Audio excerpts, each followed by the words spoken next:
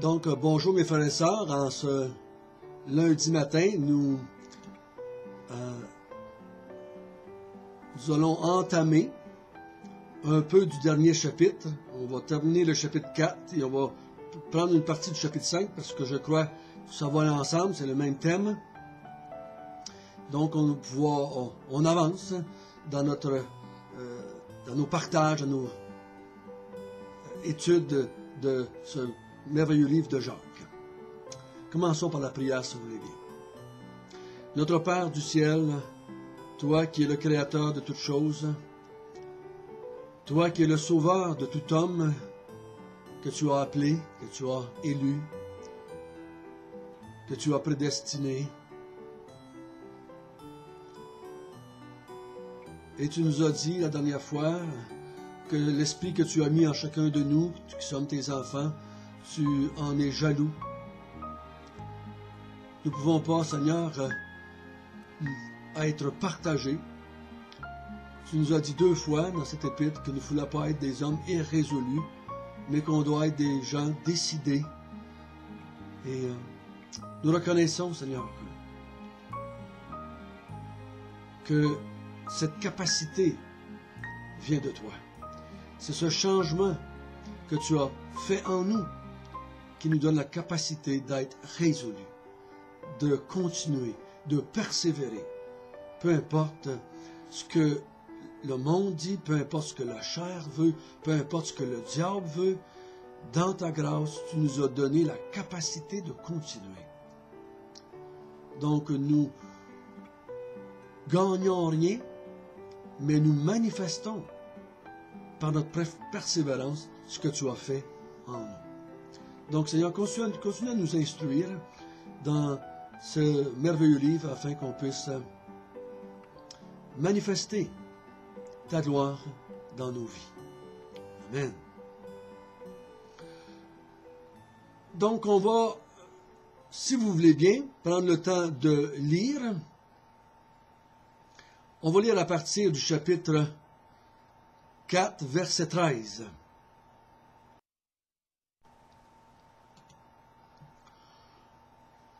À vous maintenant qui dites aujourd'hui ou demain, nous irons dans telle ville, et nous y passerons une année, nous trafiquerons et nous gagnerons. Vous qui ne savez pas ce qui arrivera demain, car qu'est-ce que votre vie? Vous êtes une vapeur qui paraît pour un peu de temps et ensuite disparaît. Vous devriez dire, au contraire, si Dieu le veut, nous vivrons et nous ferons ceci ou cela. Mais maintenant, vous vous glorifiez dans vos pensées orgueilleuses. C'est chose mauvaise de se glorifier de la sorte. Celui donc qui sait faire ce qui est bien et qui ne le fait pas, commet un péché. À vous maintenant, riches, pleurez et gémissez, à cause des malheurs qui viendront sur vous. Vos richesses sont pourries, et vos vêtements sont rongés par les teignes. Votre or et votre argent sont rouillés, et leur rouille s'élèvera en témoignage contre vous, et dévorera vos chairs comme un feu. Vous avez amassé des trésors dans les derniers jours. Voici le salaire des ouvriers qui ont moissonné vos champs, et dont vous les avez frustrés, cris. Et les cris des moissonneurs sont parvenus jusqu'aux oreilles du Seigneur des armées. Vous avez vécu sur la terre dans les voluptés et dans les délices. Vous avez rassasié vos cœurs au jour du carnage. Vous avez condamné, vous avez tué le juste, qui ne vous a pas résisté.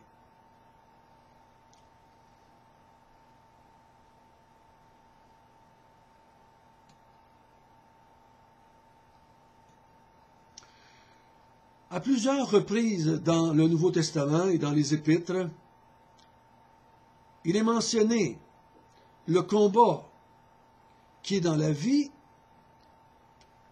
des êtres humains entre Mammon et Dieu. Jésus en a fait mention dans Matthieu 6. Vous ne pouvez pas avoir 2 maîtres. Vous allez devoir choisir entre Dieu ou Mammon, qui était le Dieu des richesses. Paul va le dire autrement. Il va dire que la cupidité est une idolâtrie. Et nous ne pouvons pas vivre dans l'idolâtrie en tant qu'enfants de Dieu. C'est comme qui vient nous dire juste avant, vous ne pouvez pas aimer le monde et Dieu. Vous devez choisir entre les deux.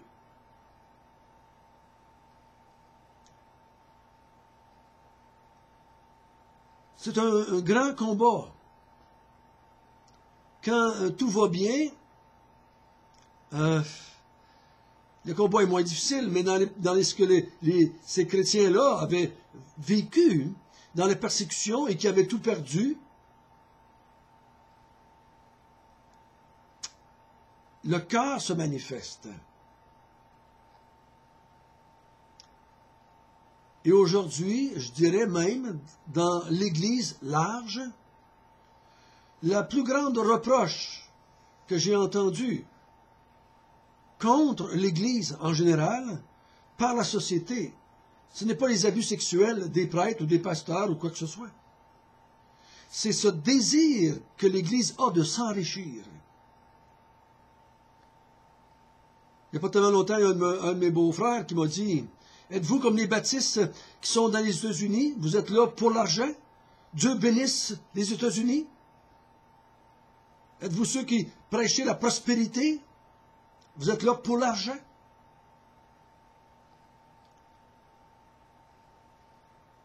Il y a une centaine d'années, l'Église était reconnue pour être un organisme de charité qui aidait les pauvres.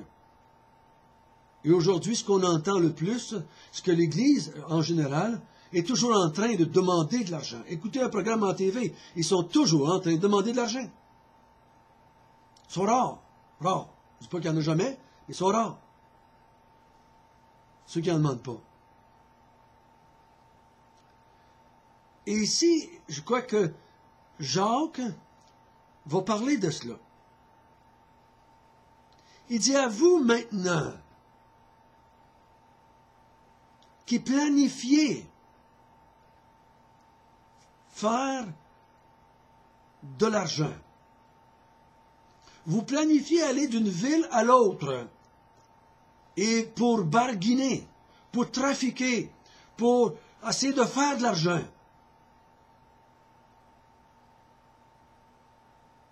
Il dit, c'est pas correct.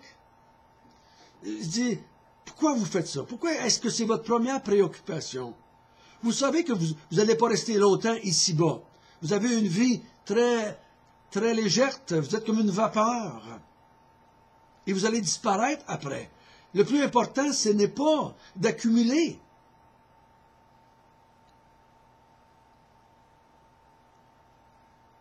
Ici, je ne crois pas que Dieu est contre les agendas. Il est contre de planifier un REER ou une retraite.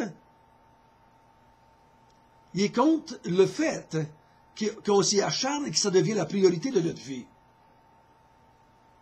Et même qu'on va essayer d'utiliser Dieu pour cela.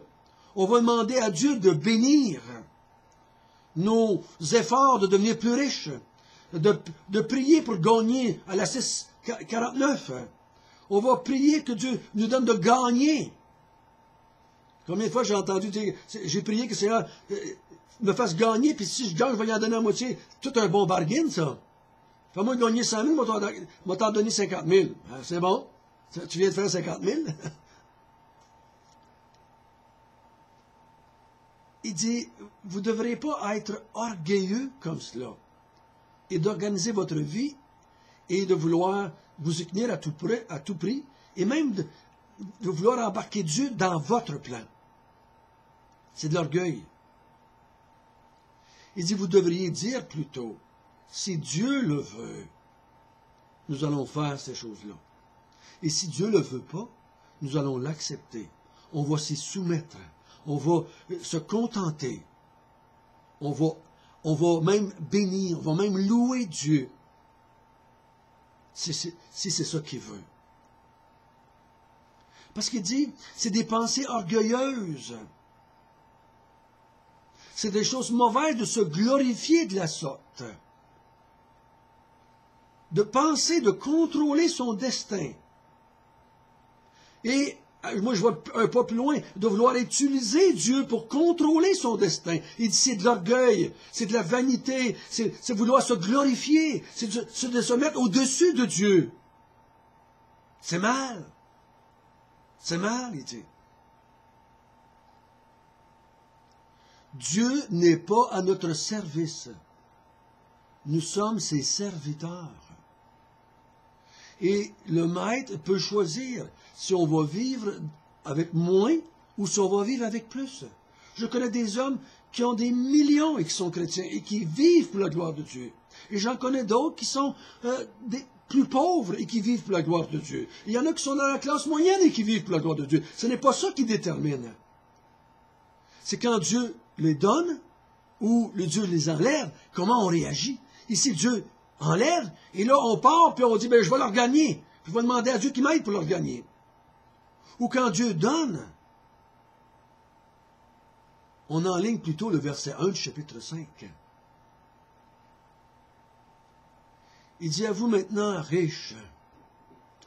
Et là, ce qu'il dit ici, il condamne les riches. Je ne crois pas qu'on peut s'y méprendre ici.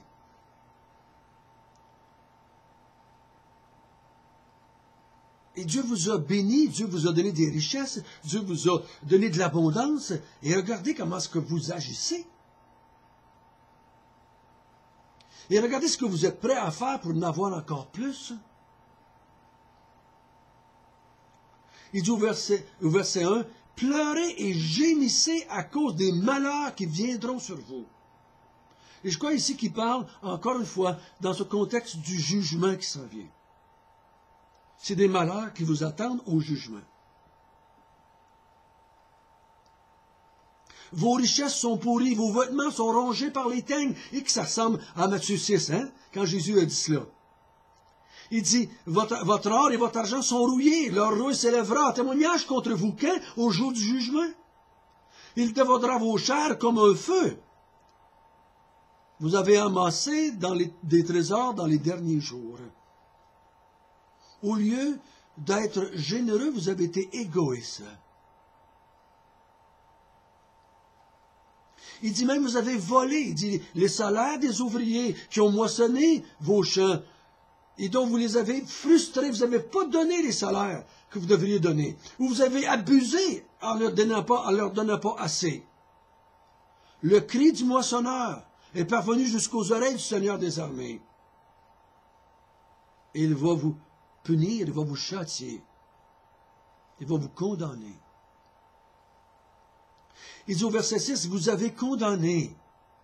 Vous avez même tué le juste.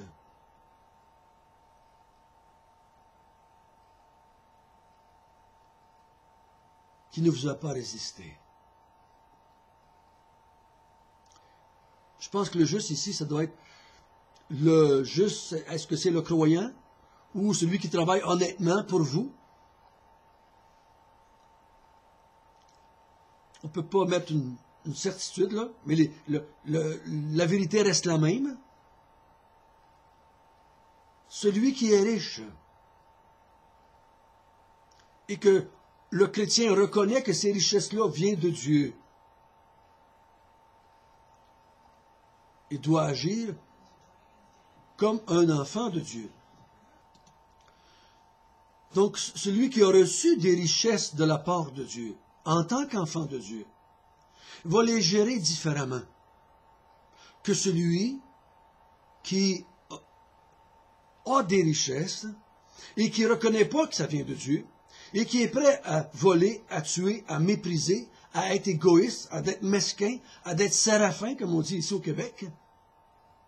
Et si c'était comme ça, c'est un idolâtre. Et le royaume de Dieu n'est pas pour toi.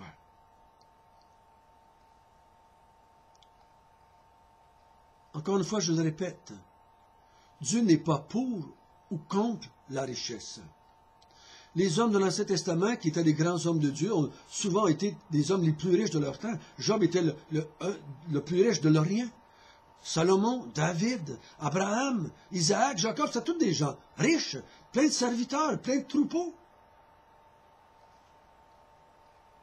Mais on a vu d'autres qui étaient pauvres. On voit les prophètes dans l'Ancien Testament qui souvent ont été pauvres et rejetés et méprisés. C'est quelle attitude que j'ai avec cela?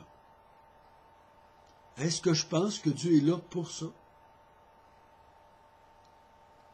Pour m'aider à être prospère?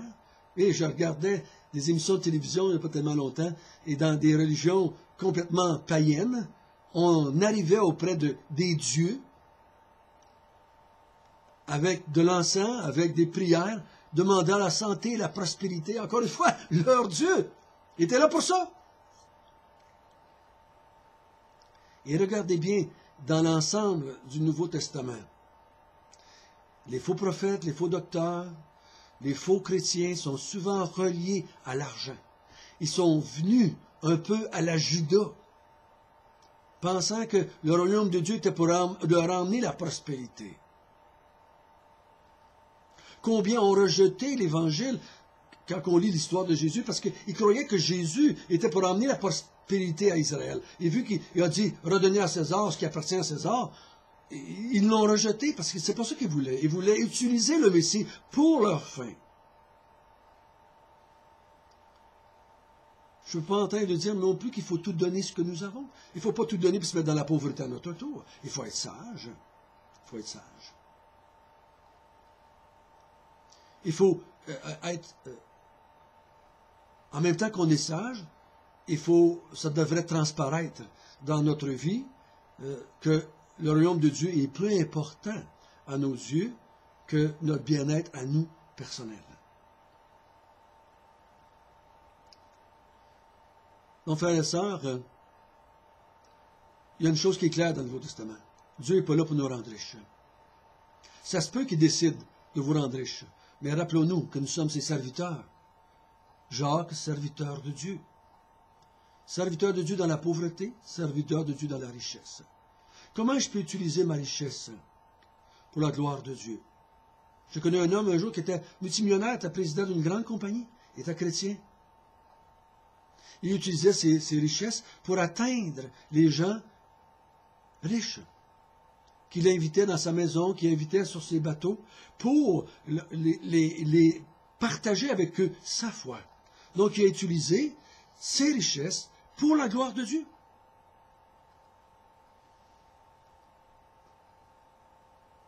C'est loin d'être mal. Et je ne dois pas être envieux de celui qui en a et de celui qui n'en a pas. Je dois accepter ce que Dieu m'a donné. Dieu m'a donné de vivre en tant que chrétien moins de richesse, ou Dieu m'a donné de vivre en chrétien avec beaucoup de richesse. Je dois me contenter et d'être heureux et d'utiliser pour sa gloire. Sinon, il y a des malheurs qui nous attendent au jour du Seigneur. Notre Père du ciel, nous sommes contents ce matin de voir que c'est comme ça que tu agis.